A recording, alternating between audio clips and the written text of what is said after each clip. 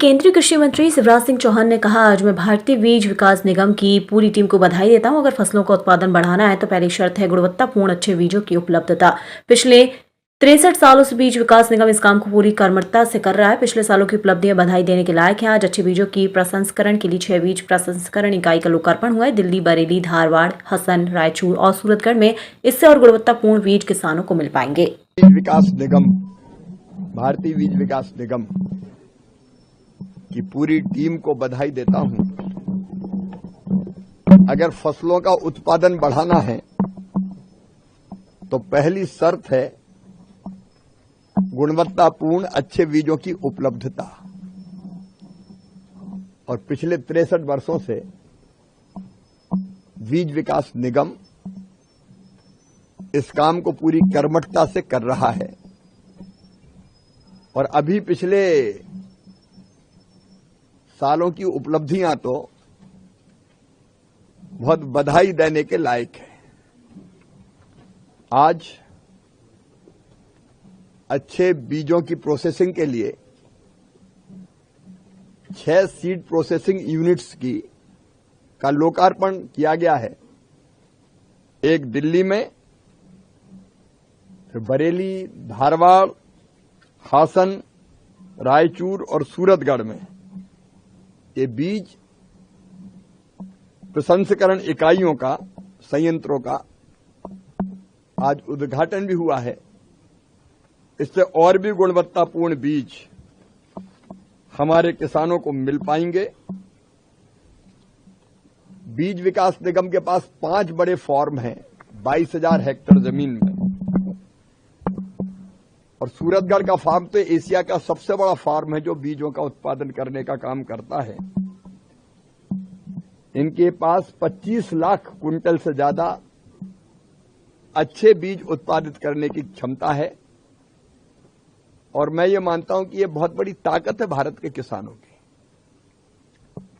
कुल जो बीजों की हमें जरूरत पड़ती है उसका 4% लगभग बीज एनएससी उत्पादित करता है। लेकिन आज हमने यहां चर्चा की कि और ज्यादा बीज की जरूरत है हमको। किसान मांग करते हैं अच्छे बीज की, और इसलिए इस क्षमता को बढ़ा के 25% तक हम कैसे ले जाएं, कुल जरूरत के 25% बीज का उत्पादन हो, उस दिशा में प्रयत्न करेंगे। उसका रोड मैप भी बनाएंगे। और एक बड़ी समस्या किसानों की तरफ से आती है घटिया सीड्स की, घटिया बीजों की। उससे घटिया बीज और समय पर बीज ना मिलना और महंगे बीज मिलना, इन तीनों का जवाब अगर कहीं है तो वो है बीज विकास निगम के पास, हमारे राष्ट्रीय बीज विकास निगम के पास। और इसलिए गुणवत्तापूर्ण बीजों का अधिक उत्पादन करके हम उत्पादन भी बढ़ाएंगे, उत्पादन की लागत भी बढ़ाएंगे। बीज अच्छे होंगे तो फसल भी अच्छी आएगी, उसकी क्वालिटी भी अच्छी होगी तो किसान को दाम भी अच्छा मिलेंगे। उस दिशा में निरंतर काम करेंगे। जब सार्वजनिक क्षेत्र का बीज विकास निगम एक ऐसी कीमत पर जो किसान आसानी से खरीद सके बीज बेचता है, तो प्राइवेट कंपनियों पर भी अंकुश लगता है। वो मनमाने दाम फिर नहीं ले सकती किसानों से, नहीं तो बाजार में टिक नहीं सकती। फिर भी हम लोगों ने यह तय किया है कि कुछ सावधानियां जरूरी है, क्योंकि सर्टिफाइड सीड ही ठीक ढंग से अच्छा बीज किसानों को मिले, इसकी भरपूर कोशिश करनी चाहिए।